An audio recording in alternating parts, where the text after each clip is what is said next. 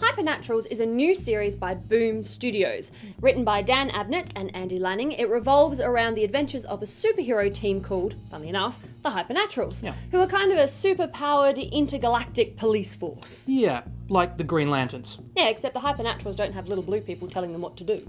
Okay, that's true. But there are a lot of other similarities, you got to admit. Not just to the GLs, but to other stories as well. Okay. And it did surprise me that a comic that's cramming so many new ideas into this first issue, that there's so many similarities to other things, so many recycled plot elements. I don't know, maybe I'm being a little unfair, but I just felt that was a little off. Okay, but before we get into that, let's talk about the new elements of this. Okay. So, Hypernaturals is in a new universe which is ruled by artificial intelligence called the Continuum.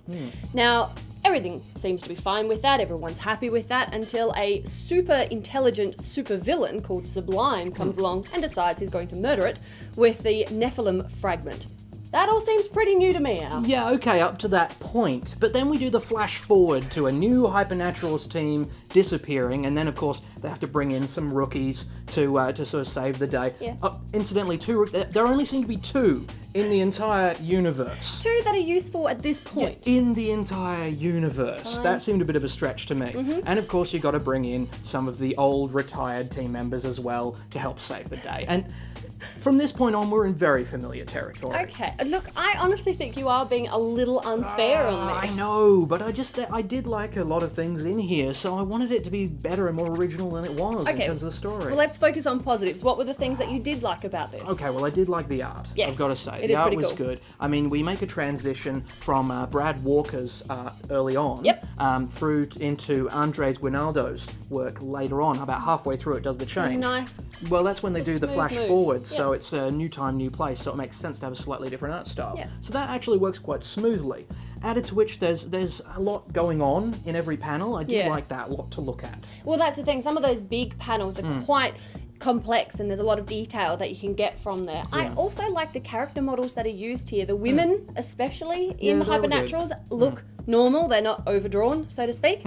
And there's a beautiful richness to the color palette as well, which just gives it a really good glowing kind of look. I really like it. It did look good, and even in terms of the characters, I even liked the character of Hatch Groman, who is probably the most cliched character in the entire thing. Yeah. You know, he's the former leader of the Hypernaturals, and now he's retired, he's become an alcoholic, and he's gotten all stubbly. He's incredibly cliched. He's even got the long brown coat that he kind of shuffles But around I in. do like that archetype, so I'm going to dig that as well. So, I mean, there are things that I like here, but ultimately, what it comes down to for me is I just don't see that people are going to be able to get anything from the Hypernaturals that they couldn't get from a half dozen other comics. Okay, I do understand where you're coming from. Well, thank you so much. Yeah.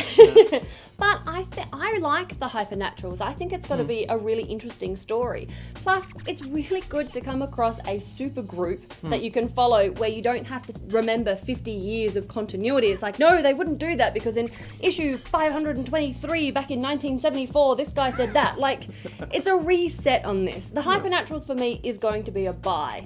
I think this is a really interesting science fiction comic book with superheroes. It's a new universe, it's new worlds, it's new turns of phrases, it's new science. I really like it, so it's a buy. I think it's going to go really well. Okay, well, look, like I said, there are things to like there, but what it comes down to ultimately, I just don't think that there's anything in there that's going to make me put this into my regular buying schedule. There are so many other good comics out at the moment, you know?